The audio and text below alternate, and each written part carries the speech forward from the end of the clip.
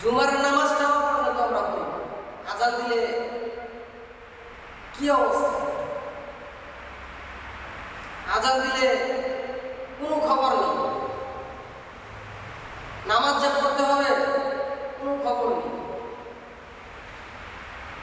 আল্লাহ তাআলা কোরআনে ইরশাদ করেছেন সূরা আল-আনফাল, বাল তুসিরুনাল হায়াতাদ দুনিয়া, তোমরা তো এই দুনিয়াকেই প্রাধান্য দিচ্ছ। জুমার আজান দিলেও আমাদের কোনো খোঁজ খবর থাকে না, নিজ নিজ ব্যস্ততায় আমরা থাকি, আল্লাহর ডাকে সাড়া দিই না। আল্লাহ তাআলা কোরআনে ইরশাদ করেছেন, ইয়া আইয়ুহাল্লাযীনা আমানু ইযা নুদিয়া লিস-সালাহ মিন ইয়াউমিল জুমআতি ফাসআউ ইলা যিকরিল্লাহি ওয়া দারুল বাই', যালিকুম খায়রুল লাকুম ইন কুনতুম তা'লামুন। ইয়া আইয়ুহাল্লাযীনা আমানু, হে ঈমানদারগণ, ইযা নুদিয়া লিস-সালাহ, যখন নামাজের জন্য ডাকা হয়,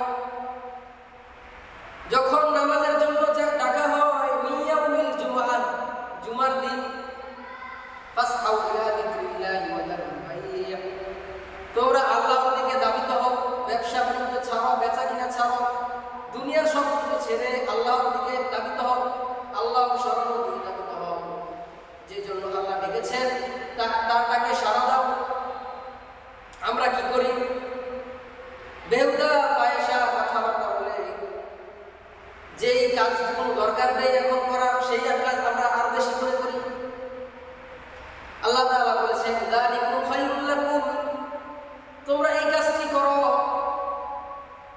ইন কুনতুম তা'লামুন, যালিকুম খায়রুল লাকুম, এটাই তোমাদের জন্য উত্তম, যদি তোমরা জানো।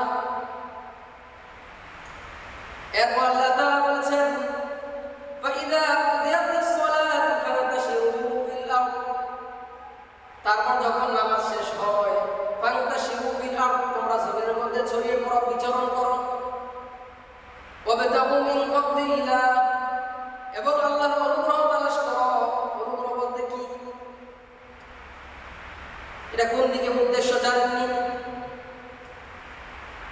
আল্লাহ তাআলা নিয়ামত, আল্লাহ তাআলা রিজিক তালাশ করা, আল্লাহ তাআলা যেই রিজিক দিয়েছেন, যে নিয়ামত দিয়েছেন, সেটা তোমরা তালাশ করো। ওয়াযকুরুল্লাহা কাসীরা, এবং কাজ করার মধ্যে তোমরা আল্লাহকে বেশি বেশি স্মরণ করো। আমরা অনেকে কাজ করি, বসে থাকি, গাড়িতে বসে থাকি, মুখ তো লড়ে না, মুখের কোনো কাজ নেই, মুখের কোনো কাজ নেই, মুখ শুধু বন্ধ করে রাখি। যদি আমরা আস্তাগফিরুল্লাহ আস্তাগফিরুল্লাহ আস্তাগফিরুল্লাহ এটা বলতে থাকি, আল্লাহ তাআলা নিজেকে ছোট করি, হায় আল্লাহ আপনি আমাকে মাফ করে দেন, আপনি আমাকে মাফ করে দেন।